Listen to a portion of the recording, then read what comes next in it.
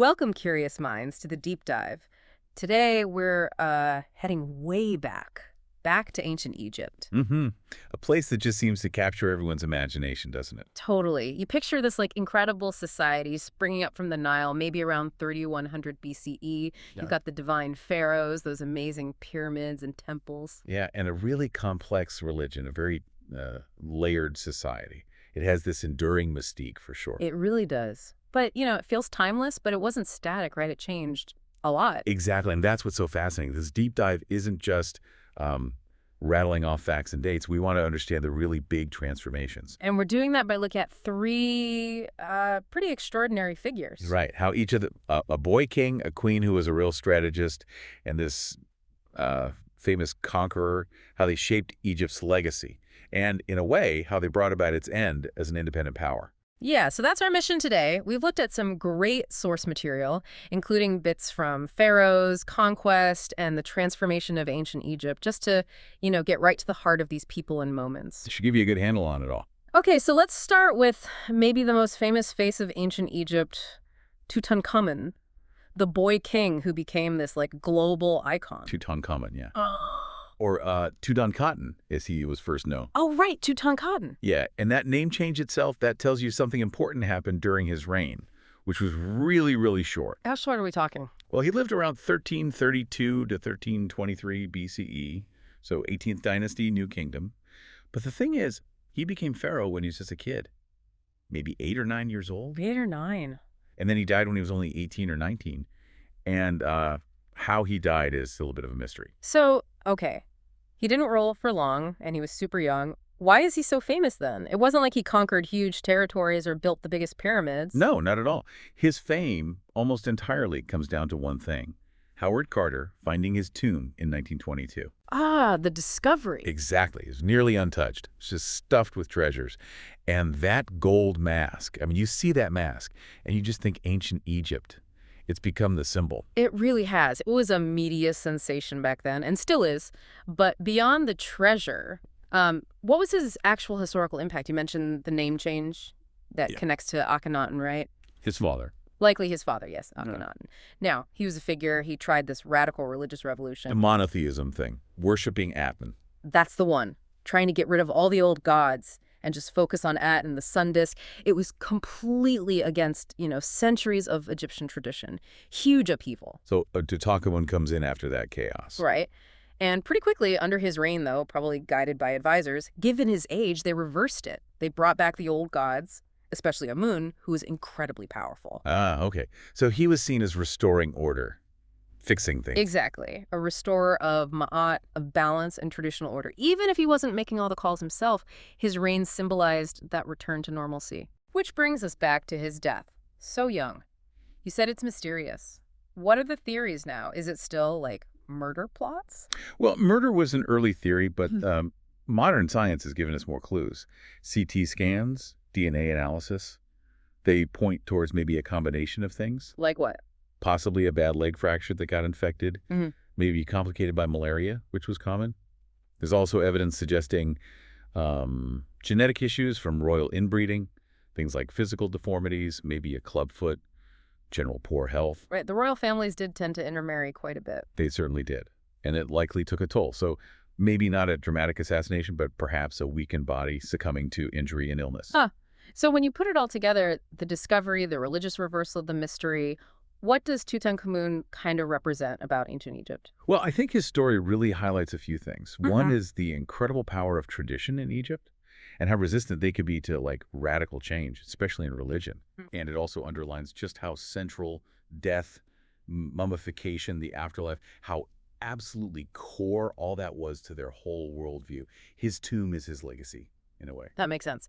Okay, so if Tutankhamun represents sort of the pull of tradition, our next figure is someone who came from outside and dramatically shifted Egypt's course. Alexander the Great. Alexander, yeah, king of Macedon, taught by Aristotle, no less. And one of the most successful military commanders in all of history. But his conquest of Egypt was different, wasn't it? Not his usual style. Very different. That's a great point. He arrives in Egypt in 332 BCE. And basically, He takes it without a fight. No resistance at all. How? Because the Egyptians actually welcomed him. They saw him as a liberator. A liberator from who? From the Persians. Persia had conquered Egypt before, and their rule wasn't popular. It was seen as oppressive. So when Alexander defeated the Persians elsewhere, the Egyptians were pretty happy to see him arrive. Okay, so it wasn't a bloody conquest there. That's interesting. And then he does something really smart, culturally speaking. He travels way out into the desert to the Siwa Oasis. To the Oracle of Amun. Exactly. And the oracle, remarkably, proclaims him the son of Amun, essentially the son of a god. Wow. So basically giving him the legitimacy of a pharaoh in their eyes. Precisely. It was a massive endorsement. It wasn't just military might. It was like he got divine approval, which is hugely important in Egypt. Okay, so he takes over easily, gets the religious stamp of approval. What was his long-term impact? Did he just rule it like another part of his empire? Oh, his impact was profound and lasting. First, he founded a city, Alexandria. In Alexandria. The very one, right on the Mediterranean coast. And it just exploded. Became this incredible hub of learning, trade, culture. It was the heart of the new Hellenistic world he was creating. Home of the Great Library, right? Yes, the legendary Library of Alexandria. Tragically lost, but for centuries, it was the greatest center of knowledge anywhere. Imagine that. Incredible. And politically. Well, Alexander himself didn't stay long. He moved on with his conquests. But after his death, one of his generals, Ptolemy, took control of Egypt. Ah, starting the Ptolemaic dynasty. Exactly. A dynasty of Greek rulers ruling Egypt, and they governed for almost 300 years. This is the dynasty that Cleopatra belonged to. So Greek rulers, but ruling Egypt, that must have created a unique blend. Absolutely. That's the key takeaway. Hellenistic Egypt was this fascinating fusion. Greek administration, philosophy, and science mixing with ancient Egyptian religion, art, and tradition. It fundamentally changed Egyptian identity, introducing this strong Greek element that lasted for centuries. So Alexander's conquest wasn't just about changing rulers. It was about merging worlds almost. Yeah, it really shows how empires aren't just one-way streets. Egypt was conquered, yes, but it also absorbed and adapted Greek culture and in turn influenced its Greek rulers. It marks this huge shift. A really pivotal moment. Okay, that sets the stage perfectly for our final figure. The end of that Ptolemaic line, the last pharaoh, Cleopatra VII. Cleopatra, what a figure. Often called the last pharaoh, sometimes the seductress, but definitely a strategist. Her reign was from 51 down to 30 BCE. Now, it's important to remember, she wasn't ethnically Egyptian, right? She was Greek. That's crucial, yes. She was part of that Ptolemaic dynasty Alexander set up, Greek descent. But very unusually for her family, she actually learned to speak Egyptian. Oh, really? Most Ptolemies didn't bother. Apparently not. She spoke multiple languages, reportedly, including Egyptian, which must have helped her connect with the Egyptian people, in a way her predecessors maybe couldn't. Smart move. So her reign happens right when Rome is becoming this dominant superpower in the Mediterranean. How did she handle that? With incredible political skill and maybe some desperation. She was constantly navigating Roman power politics. First, she was co-ruler with her younger brother, Ptolemy III. Who she famously had a falling out with. A massive understatement. She ousted him with some help. And that's where her famous alliances with powerful Romans come in. First, Julius Caesar. Right. They had a relationship, a son even, Caesarion. Was that just personal or political? Oh, definitely political. Aligning with Caesar gave her Roman backing to secure her throne. It was a strategic partnership. He needed Egyptian resources. She needed his power. And after Caesar was assassinated? Things got even more complicated. Roman civil war. She then allied herself with Mark Antony. Another Roman powerhouse. And another famous romance. Yes, another romance and another strategic alliance.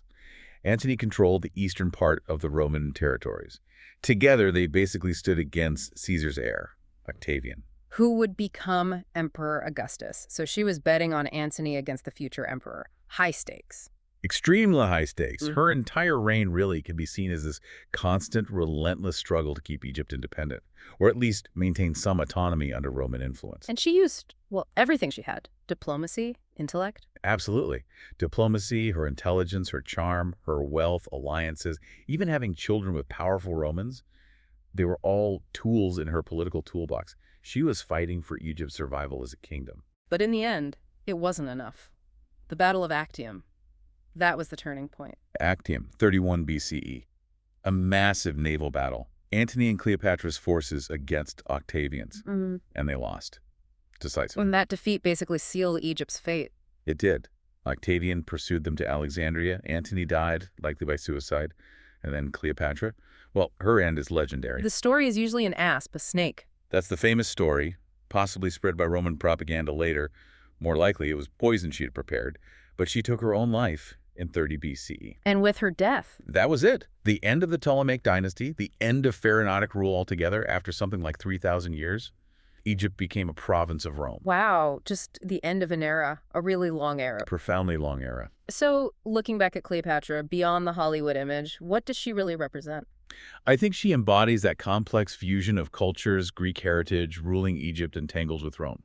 She represents incredible female power in a male-dominated world, using intellect and strategy as much as anything else. And ultimately, yes, she represents the tragic, dramatic end of independent ancient Egypt. A final, brilliant, but ultimately doomed stand against the tide of Roman expansion. What an incredible arc. Okay, so we've gone from Tutankhamun, restoring tradition, to Alexander, fundamentally reshaping Egypt by blending cultures, Right.